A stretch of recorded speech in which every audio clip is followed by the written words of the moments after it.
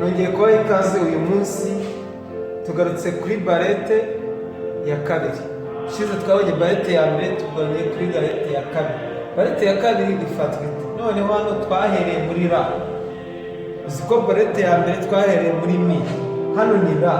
Hano niba ufata mu kazu ka kabiri ra, nuza demito irahitwa ra diyeze. Ra diyeze ihita unayiba.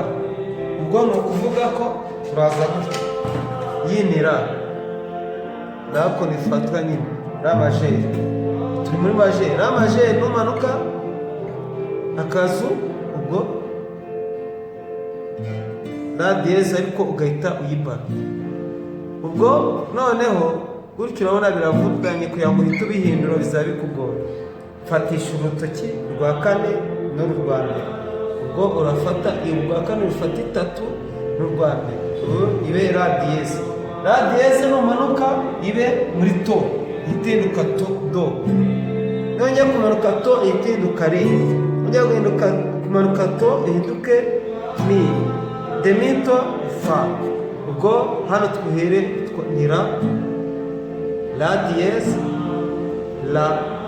la diyeze, do, re. Ubwo ni re na hano hasi mi.